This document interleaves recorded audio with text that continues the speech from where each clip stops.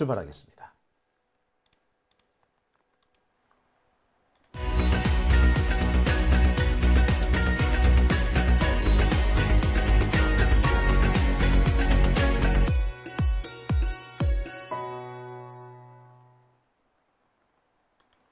네, 오밤중의 뉴스 함께하고 계십니다. 자, 이번 순서는 정치루킹 이인혜 기자와 함께하는 시간입니다.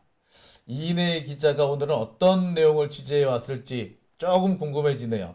자, 지금 제 곁에 나와 있습니다. 안녕하십니까? 안녕하세요. 네. 오늘 촛불 집회 다녀오셨죠? 네, 갔다 왔습니다. 분위기 어떻든가요? 지금 사실 수구 언론에서 자꾸 뭐 집회를 축소하고 국힘 측 의원들도 굉장히 폄하하는 여러 발언들을 많이 합니다만 가보지도 않은 사람들이 그런 말을 할 수 있을까 싶을 정도로 정말 많은 인파가 몰렸고요.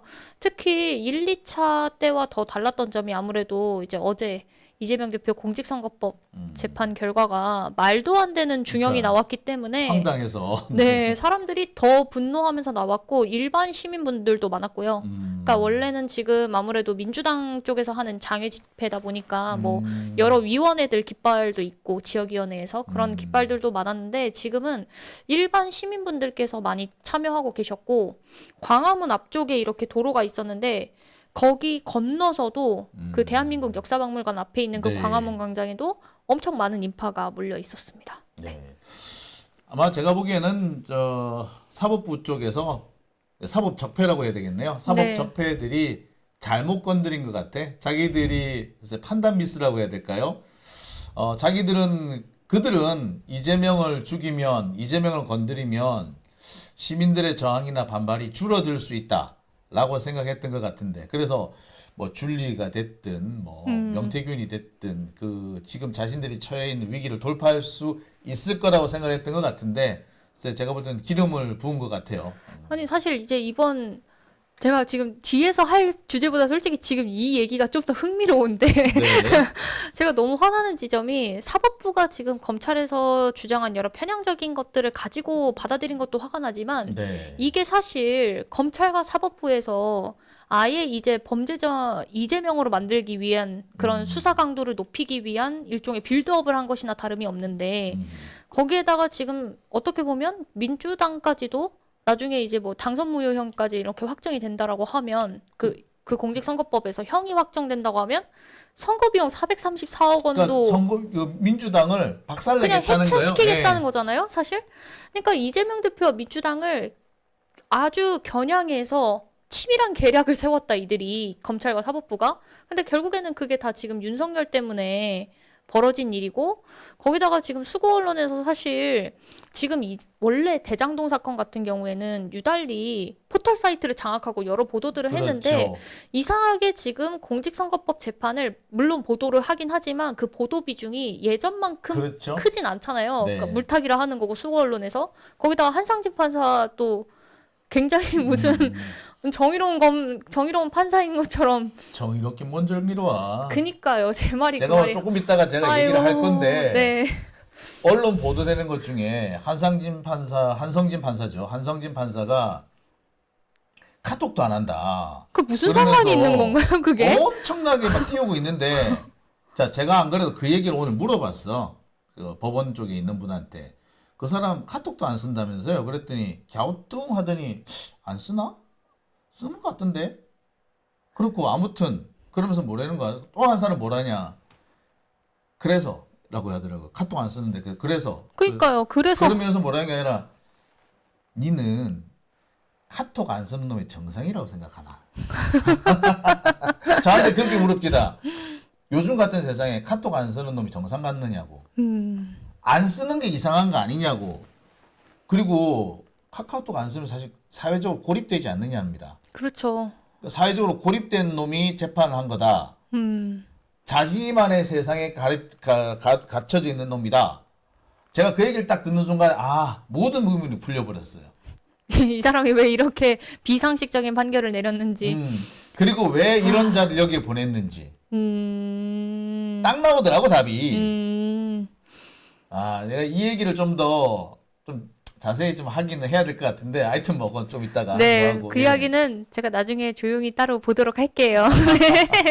네. 어쨌든 그래서 그런 분위기들 때문에 아무래도 많은 분들께서 납득하기가 어렵고 사실 네. 화가 나는 결과죠, 이거는. 누가 보더라도 지금 검찰과 사법부가 편향적이란 건 다 알고 있는 사실인데 그렇죠. 지금 이렇게까지 심한 판결을 내릴 거라고는 전혀 예상하지 못했던 바라 많은 분들께서 분노하시면서 오늘 그렇게 비가 추적추적 오고 집회하는데 너무 춥고 고생이 많은데도 비가 많이 와가지고 정말 추웠을 거예요. 저도 제가 오돌오돌 떠는 분들 되게 오들오들 많더라고요. 떨면서 정말 기온도 조금 네. 낮았지만 이게 비를 맞으면 사람들이 더 이렇게 추워하잖아요. 맞아요. 예. 근데 이분들이 이재명 대표가 나올 때까지 자리를 안 뜨시더라고요. 예, 끝까지 오늘 행진은 조금 하시는 분들이 적었는데 생각보다 적었는데 이재명 대표가 나올 때까지 자리 안 뜨고 버티고 계시는 거 보면서 저는 느꼈습니다. 저 사법부가 잘못 건드렸다고. 네. 사법적배들이 우리를 네. 잘못 건드렸다. 이제 확실히 시작된 것 같아요. 이제 이렇게 되면은 탄핵도 사실 현실성이 좀 떨어지지 않나라고 생각했었는데 탄핵도 당연히 원래는 가능한 거잖아요. 네. 당연히 탄핵이 마땅한데 그런 수순도 이제 밟을 수 있지 않을까 좀 기대하는 마음이 들었습니다. 엊그제 도골 선생이 어느 방송에 나와가지고 그러셨더라고요. 이제 확 터질 거라고. 지금까지 약간 애매했는데 제대로 건드렸다. 그렇죠. 예, 그렇게 말씀하시는데 저도 그 말씀에 너무 동의합니다. 네. 자, 오늘은 이재명 대표 건뿐만 아니라 지금 네. 아마 이 건 때문에 많은 분들이 더 화가 나셨을 것 같아요. 지난 목요일에 있었죠. 네. 이진숙 방통위원장에 대한 탄핵 심판 공개 변론. 여기에서 헌법재판관들이 보여준 이상한 태도 때문에 우리 민주시민들이 많이 화가 났어요. 그렇죠. 예, 오늘 그 얘기를 좀 준비를 하셨다죠? 사실 이제 어느 정도 내용은 이제 나와 있는 건데 제가 오늘 이제 준비한 거는 주로 이제 영상을 통해서 헌법재판관들이 도대체 어떤 주장들을 하고 있느냐, 어떤 말을 하고 있느냐에 좀 방점을 두어서 이야기를 할 건데요. 사실 제가 뭐 기자든지 아니면은 방송을 전하는 입장을 제외하고 그냥 국민의 한 사람으로서 이 방송을 보더라도 정말 이 헌법재판관들이 왜 이렇게 국회에 뿌리 났는지 편향적이야. 너무 말도 안 되는 이야기들을 하면서 사실 어떻게 보면 이 사람들이 지금 우리를 좀 우롱하나? 이런 마음이 들 정도로 왜냐면 지금 일반 국민들이 생각했을 때 이진숙이라고 하는 그 사람의 개인적인 뭐 도덕성뿐만 아니라 여러 측면에서도 문제가 되지만 가장 중요한 건 방통위 체제에서 지금 2인 체제가 문제가 되는 것은 일반 국민들도 알고 있는 상식인데 그런 부분들을 따지지 않고 갑자기 국회에다가 모든 탓을 돌리는 듯한 그런 느낌이 들어서 그런 이야기들을 하는 것들을 보면서 좀 화가 났고요. 개인적으로 많이. 그 이야기들을 오늘 좀 풀어가야겠다라고 생각해서 좀 영상 위주로 준비를 해봤습니다. 사실 저도 이제 좀 열 좀 받았어요. 그래가지고 이제 엊그저께 되게 이제 막 얘기는 했는데 이걸 한 번 더 다뤄야 될 것 같더라고요. 네. 그래서 오늘 이 준비를 해오신다 그래 속으로 되게 반가웠습니다. 자, 썸네일은 이렇게 준비했습니다. 이진숙 탄핵 심판인데 주소 잘못 찾은 헌법재판관. 그나마 정청래니까 이 정도로 잘 대처하지 않았나 맞아요. 생각이 들어요. 정말 제가 작년에 이상민 그 행안부 장관 탄핵 심판 볼 때 제가 너무 너무 열이 받아서 진짜 담이 와 이런 막 너무 분노감이 들었는데 그런 거에 비하면 와 우리 이제 좀 표현이 청래정 이렇게 표현을 하거든요. 우리 청래정 너무 잘했다라고 칭찬을 해줄 만한 그런 여러 가지 부분들이 있었습니다. 그래서 개인적으로 보면은 우리 정청래 위원장이 좀 더 전투적이었으면 좋았을 걸 그랬다. 그건 좀 아쉬운 부분이긴 한데 왜냐면은 이걸 이렇게 얘기했으면은 될 텐데 근데 문제는 이제 제가 생각하고 있는 이 얘기를 정청래 의원이 했다면 한판 뜨자라는 의미가 될 수도 있어서 글쎄요 그걸 좀 고민하시지 않았을까라는 생각은 좀 하기는 하네요. 참.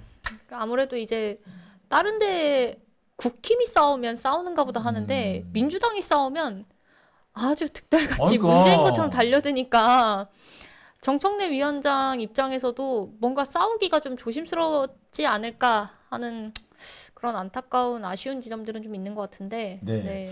자, 이 이진숙 탄핵 심판 사건, 그러니까 지난 목요일에 있었는데요. 이게 이진숙 방통위원장하고 정청래 위원장 사이에 격돌도 있었고, 그 다음에 이준석하고 헌재가 한 편 먹고 정청래 위원장이 한 편 먹고 이렇게 해가지고 2대1로 싸우는 그런 모습도 있었고 뭐 그렇다는 얘기가 있더라고요. 아유, 저는 정말 그 헌법재판소가 무슨 이진숙하고 같은 피청구인인 줄 알았어요, 처음에는. 제가 헷갈릴 정도로. 왜냐면은 지금 이진숙 쪽 입장에서는 지금 얘기를 계속 하는 게 어쨌든 2인 체제 그 위법성이 문제가 없다. 그 법을 해석하는 차이가 일단은 있고 그 사람들은 그 재적 의원과 정원을 굳이 구태여 구분을 하면서 사실 그 과반수로 따지게 되면 2인도 문제가 없고 그다음에 위원장 단독으로 열어서 진행을 하더라도 문제가 없는데 왜 그걸 갖고 자꾸 시비를 거느냐라고 이야기를 하는 건데 지금 이런 취지의 입장들을 어떻게 보면 헌법재판소가 받아들이고 그 내용에 그렇죠. 관해서 반박을 하는 여러 질문들을 던졌어야 그러니까 되는 게 오히려, 마땅한 네. 건데 그러니까 제일 답답했던 부분이 그건 거예요. 그러니까 이진숙은 아 그럼 일하지 말란 말이냐 이런 식의 태도거든요. 네, 네. 근데 일하지 말란 말이에요. 왜냐? 아니 왜 저기 밥이 안 익었는데 밥을 먹을 수 있나요? 밥이 안 익었으면 못 먹는 거예요. 그렇죠. 예. 근데 안 익은 밥을 굳이 먹겠다고 바득바득 하는 겁니다. 그래서 밥 먹지 안 익은 밥 먹지 말라고 막은 거예요. 그런데 배고픈데 밥도 먹지 말란 말이냐? 그래 안 익었으니까 먹지 말라고 이 얘기거든요. 네. 또는 벼가 익지 않았는데 추수를 하면 안 되잖아요. 맞아요. 안 익었는데 추수하겠다고 하는 거야. 지금 당장 굽게 생겼어. 추수해야 돼. 안 익었으면 추수를 못 해. 예, 그 얘긴 참 그러면서 좀 답답했어요. 근데 그 얘기를 헌법재판관들이 똑같이 하는 걸 보고 쟤들은 뭐야? 정말 좀 이해가 안 됐죠. 아니, 이게 지금 이진숙이 이야기하는 게 아까 말씀하신 것처럼 그럼 일하지 말라는 거냐? 자기들은 일 열심히 했다 이런 건데 사실 그걸 가지고 그래서 다른 데서 이제 법원의 지금 판결문이나 이런 것들을 다 찾아봤어요. 어쨌든 방통위 2인 체제 관련해서 법원은 지금 어떻게 보고 있나? 헌법재판소가 아니더라도. 근데 일반 법원에서도 애초에 2인 체제 위법성에 대해서 지적하는 거 그렇죠. 하나랑 그다음 합의제 기구이기 때문에 네. 당연히 합의제 기구이기 때문에 2인만 있으면 안 된다. 적어도 3인 이상이 있어야 된다라고 규정을 하고 있는 거고. 그렇죠. 네, 그리고 가장 중요한 건 사실 2인 체제 하에서도 뭐 본인들 막 마비될 수 있다 이런 얘기를 하거든요. 이진숙은 2인 체제로 만약에 운영을 안 하게 되면 지금 탄핵이 되고 이렇게 되면 지금 마비가 되는 거다 방통위가 이런 이야기를 하지만 실제적으로 뭐 공영방송 이사나 이런 것들을 의결하는 건 못하겠지만 일반적인 행정 업무는 다 할 수가 하죠. 있거든요. 예. 그건 법원의 판결문에도 다 적시가 되어 있는 거라 네. 이제 그런 얘기들을 사실 아니, 헌재가 했어야 되는데 사실 그래서 2인 체제 방통위 가서 무슨 일을 하겠다는 건데 그들이 하겠다는 일이 뭐냐면 방송 장악이잖아요. 그렇죠. 방송 장악하게 내비둬 그러면?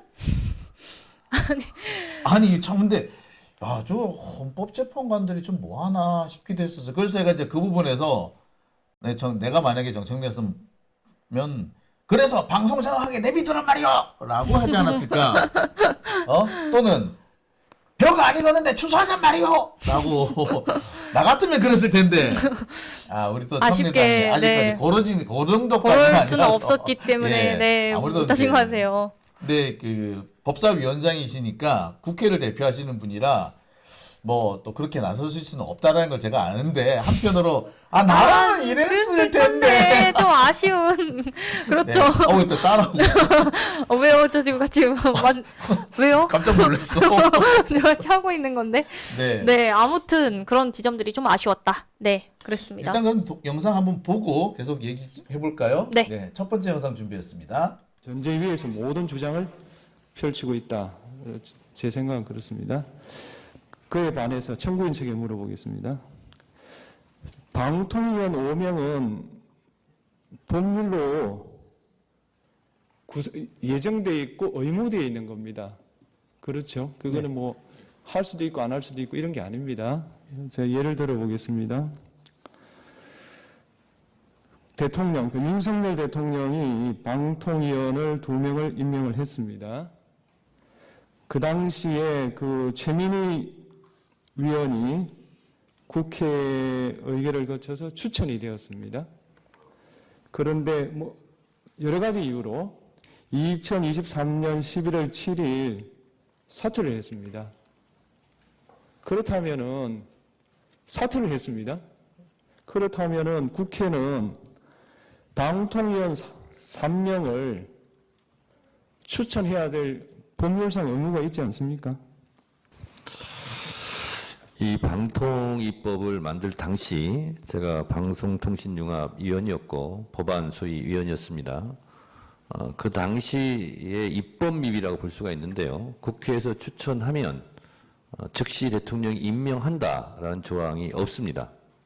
그래서 국회에서는 정당한 절차에 의해서 최민희 위원을 추천을 했는데 실제로 대통령이 임명을 하지 않고 국회 입법조사처에서는 적법하다, 위법한 것이 없다. 그런 것은 그렇게 판결한 것은 즉시 임명해야 된다라는 취지일 텐데 법제처의 유권 해석을 통해서 저희는 지연시킨다. 그걸 명분으로 이렇게 판단을 했고요. 그리고 최민희 의원이 계속 임명해 달라라고 요청했는데 실제로 대통령은 임명하지 않았습니다. 그리고 개인적인 판단에 의해서 본인이 사퇴를 했는데 다시 추천을 한들 대통령이 임명할까? 아마 이런 부분이 고려되지 않았나라고 저는 개인적으로 생각합니다.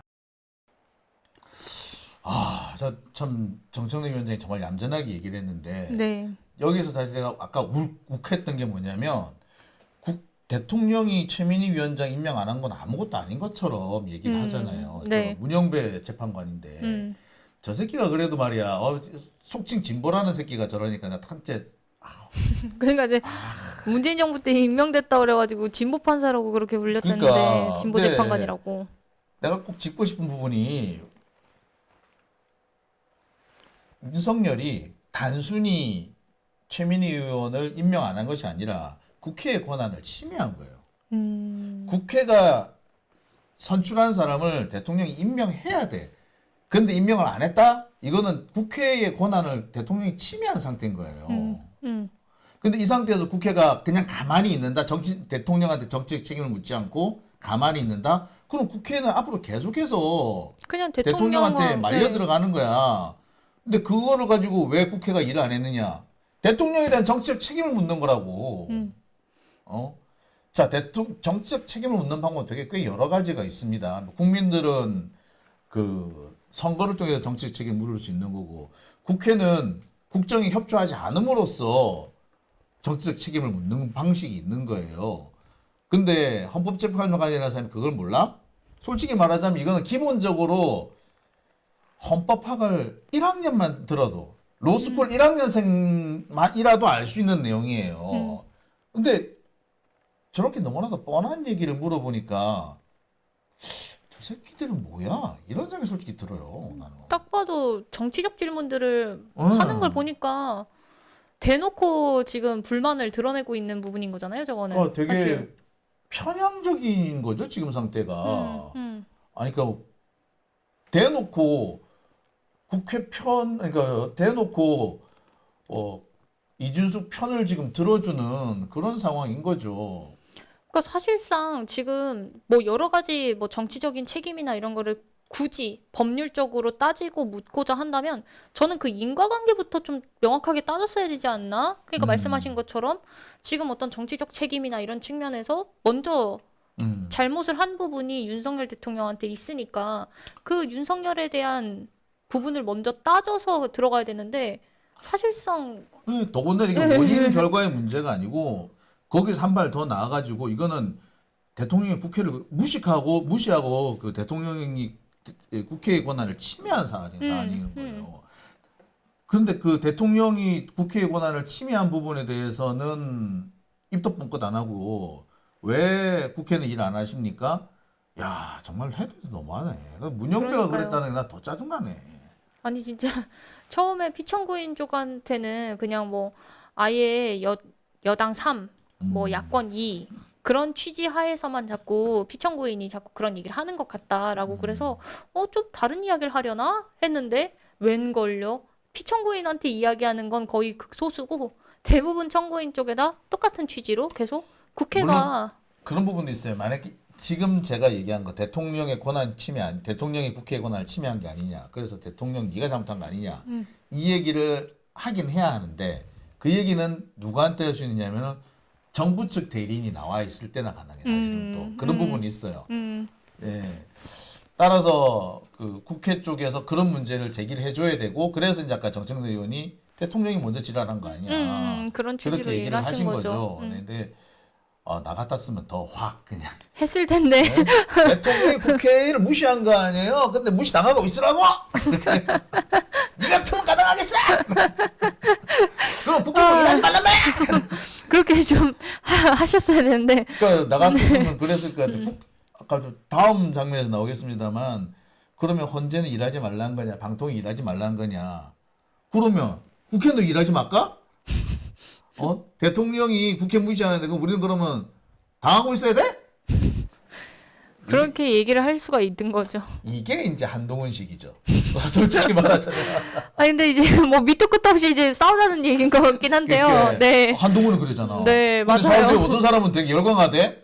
근데 좋아하죠. 만약에 네. 솔직히 제가 이렇게 얘기를 하지만 정청래 위원장이 그렇게 했으면 아마 되게 또 욕먹었을 거야. 아유 지금 돌발 영상에서 하다못해 그 돌발 영상 그런 데서도 지금 정청래 위원장 헌재한테 혼났다고 얼마나 그러니까. 영상 뜨는데요. 네. 그러니까 되게 난 이제 열받는 게 만약에 한동훈 같으면 그런 식으로 깐족됐을 거예요. 그렇다면 국회는 일하면 안 됩니까? 이렇게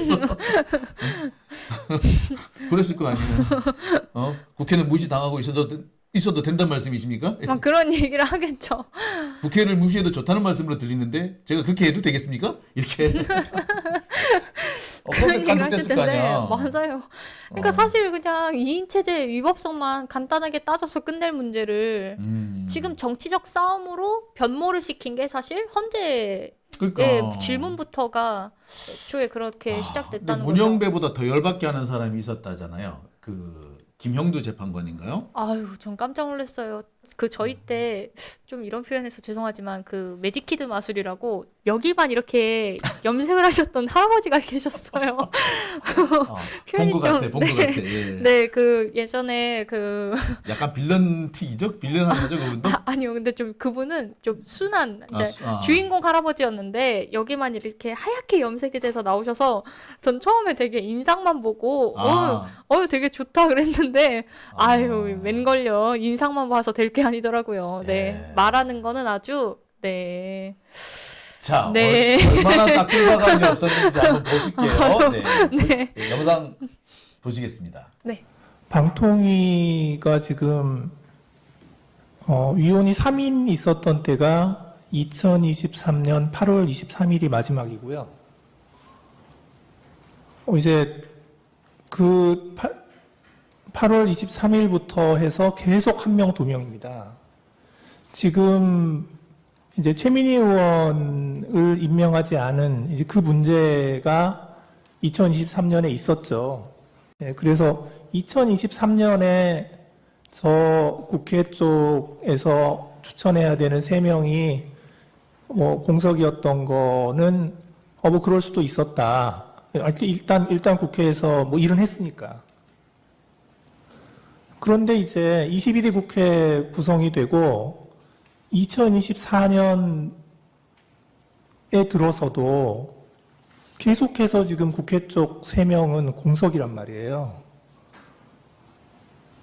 좀 최민희 의원의 문제가 있었다 하더라도 좀 지나친 거 아닌가. 이제 국회가 국회의 임무를 제대로 했나 하는 그런 좀 의문이 들고요. 이제 그래서 이제 그러면 이 방통위원회가 이제 이 국가기관인데 그러면 지금 2023년 8월 13일부터 지금까지 방통위원회가 회의체로서 기능하는 그 기능은 하지 말았어야 된다. 하지 말라는 게 국회의 뜻인가요?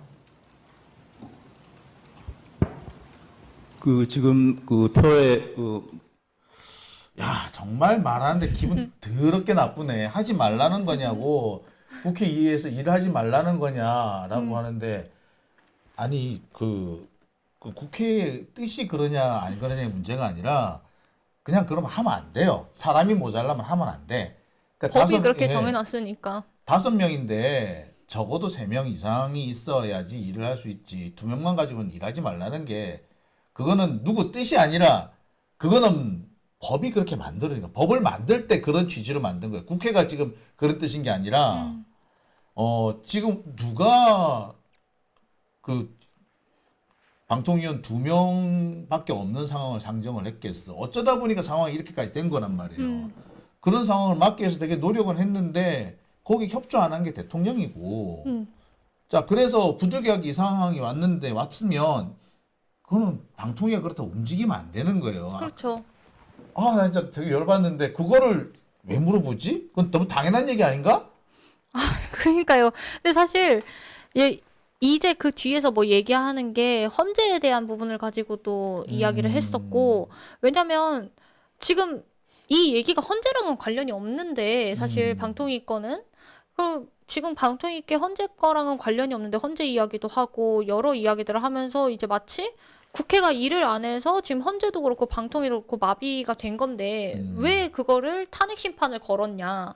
그러니까 너희가 마비시킨 너희들이 문제이지 이진숙이 탄핵되는 대상은 2번째 문제다라고 얘기하는 것 같았어요. 그러니까 뭐, 이거 되게 답답한 게. 그러니까 이제 말이 안 되는 거죠.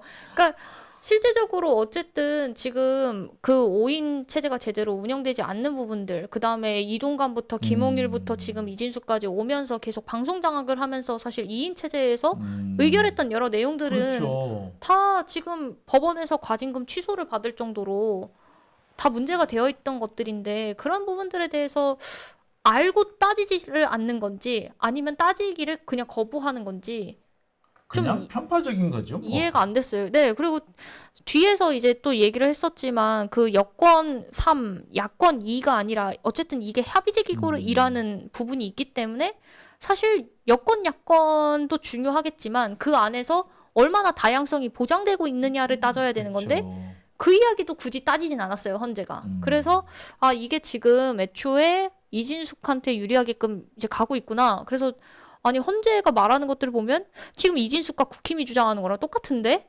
대변인인가? 그러니까. 이런 생각을 했습니다. 네.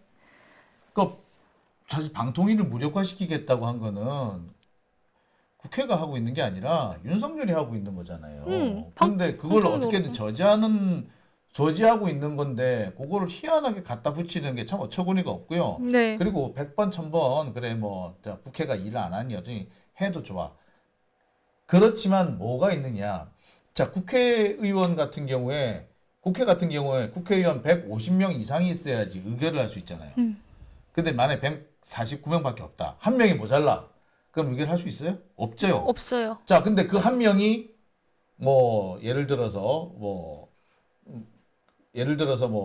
헌법재판소 때문에 못 왔다. 그러면 헌법재판소가 국회 보고 일하지 말라는 겁니까? 그거하고는 그렇죠. 그거하고 상관없는 거잖아요. 전혀 상관이 없는 얘기죠. 예, 마찬가지로 뭐 어쨌거나 아무리 헌법재판소가 발목을 잡아도 149명으로는 그 의결을 못 하는 거예요. 누가 잘못을 했든 똑같은 이치로 누가 잘못을 했든 방통위원이 2명이면 의결을 못 하는 거야. 그거는 누구의 잘못이냐, 누가 이 일을 시작했느냐 하고는 아무 상관없는 거예요. 근데 니들이 먼저 잘못한 거잖아 라는 식으로 얘기하면은 아니 윤석열이 먼저 잘못한 거야 라는 얘기를 할 수밖에 없게 되고 이거는 법리가 아니라 정치이자 싸움이죠. 그렇죠. 헌법재판관이 그런 걸 따지고 있다? 그거는 피청구인 이준숙은 따질 수 있을는지 몰라도 헌법재판관은 그 얘기를 하면 안 되는 거예요. 근데 헌법재판관이 지금 약간 지금 글쎄 자기 자리를 좀 이탈하지 않았나? 이 이야기를 우리 정청래 내가 위원장님이 정리해서 보내기만 하셨어야 얘기해야 되는데 어유 저 지금 굉장히 그 정청래 위원장님이 얘기하는 것처럼 네 빨려 네. 들어가서 듣고 있었네요. 네. 내가 이제 만약에 그렇게 얘기를 했다. 그래서 내가 진짜 그 자리에 가서 내 정청래 위원장처럼 앉아서 얘기했다. 그러면 아마 저 헌법재판관 그래서 나랑 지금 싸우자는 얘기 아니겠지? 한판 뜨자고? 아유 네 여러모로 네.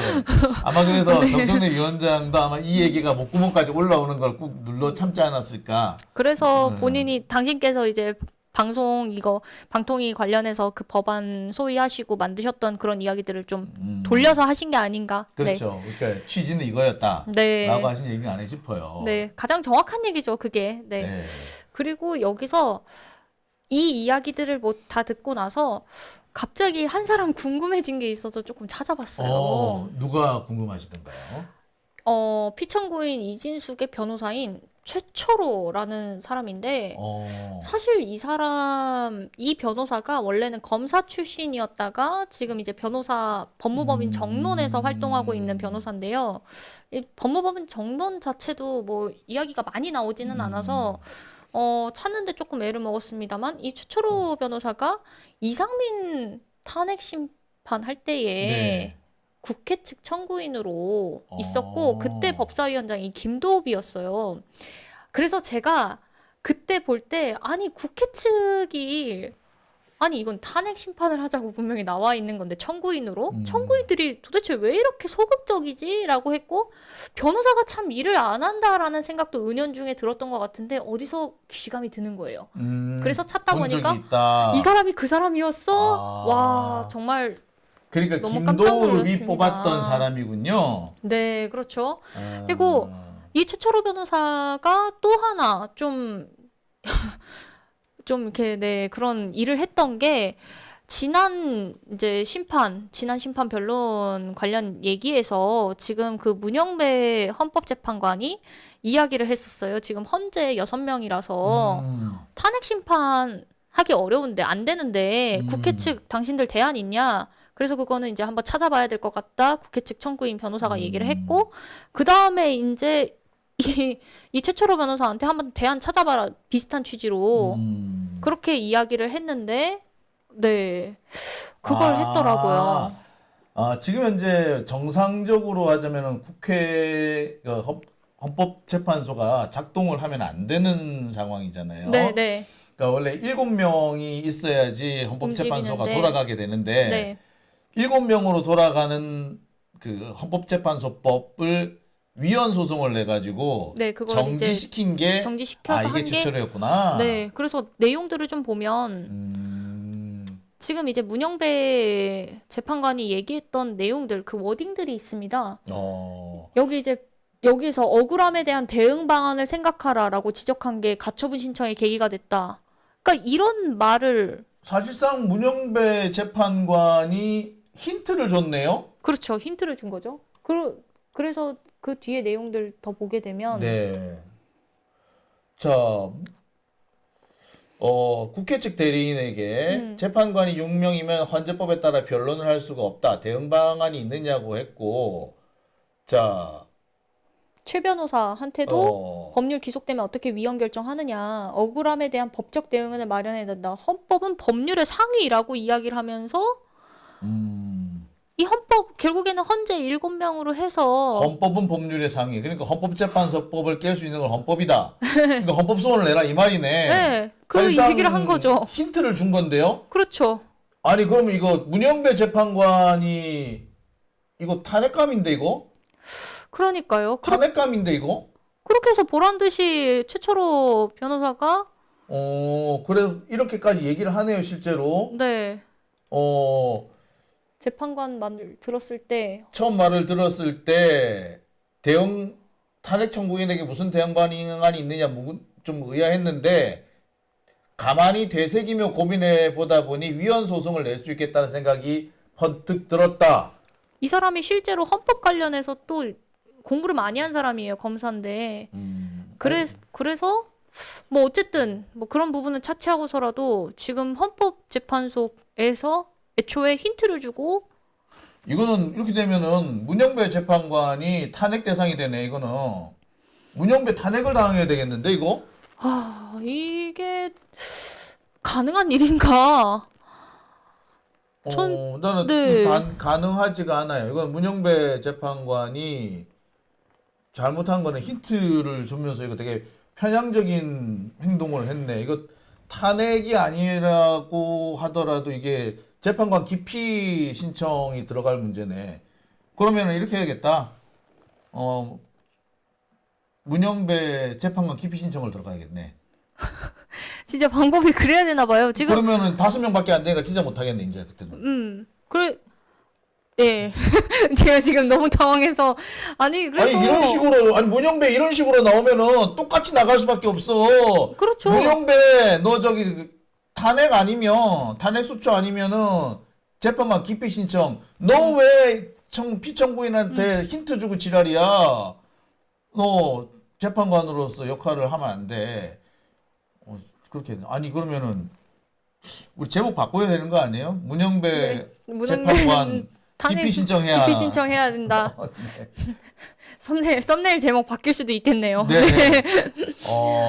근데 어쨌든 이런 게 지난 기일에 이미 있었기 때문에 변론 기일에 있었기 때문에 아 이게 애초부터 좀 이 피청구인 이진숙한테 유리하게 돌아가겠다 이 재판 자체가.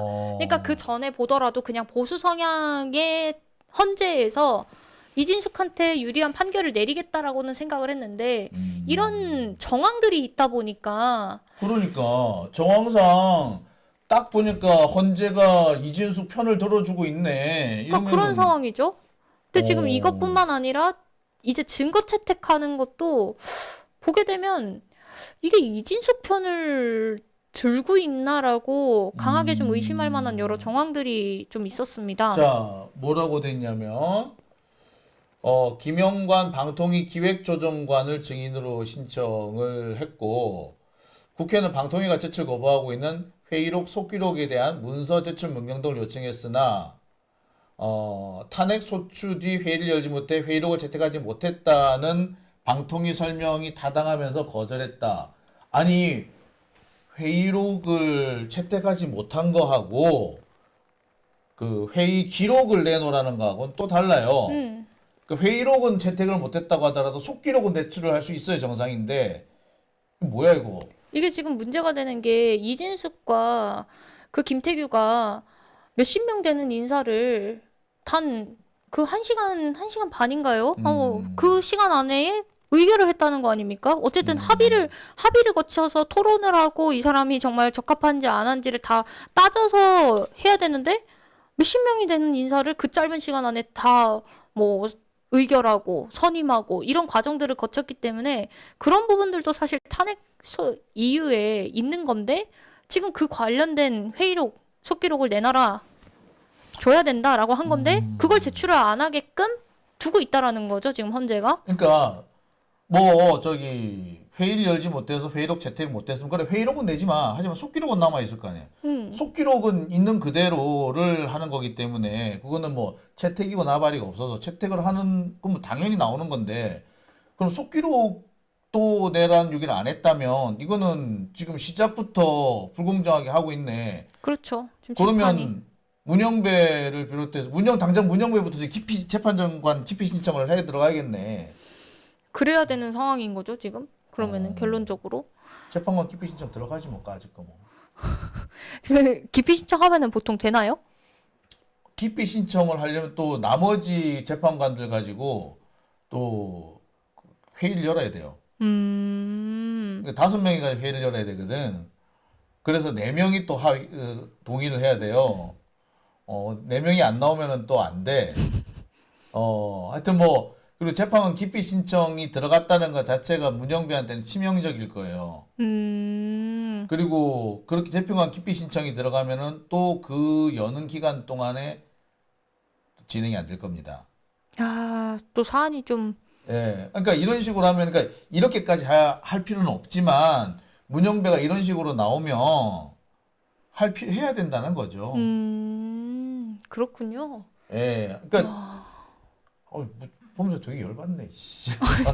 지금 이렇게 진행이 되고 있었습니다. 여러 참 이야기들 답답한 상황이네요. 가운데서 네. 참 지금 뭐 하나 녹록한 게 없네요. 녹록지 않죠. 예, 네. 이 사법부가 이렇게 우리 법민주 진영에는 참 적입니다, 적. 알고 봤더니 진짜 적폐는 사법부에 있었던 것 같아요. 검사들보다도 더 나쁜 게 판사가 아니었나. 아이씨, 열받네. 아유, 공정한 판결을 해주리라는 뭐 기대는 안 하고 있었는데, 아우, 그 한치 예상을 벗어나지 않아서 참 문제인 것 같습니다. 네. 아유, 속상하네요. 네. 자, 뭐 더 많은 얘기를 하고 싶습니다만 오늘은 여기까지 하고요. 다음 주제는 또 재밌는 걸로 제가 가져오도록 할게요. 네, 기대하겠습니다. 미리 얘기하실 것 같아서 제가 미리 멘트 쳤어요. 네. 할 말이 없네. 자, 오늘 말씀 감사합니다. 다음 주에 뵙겠습니다. 네, 다음 주에 뵙겠습니다.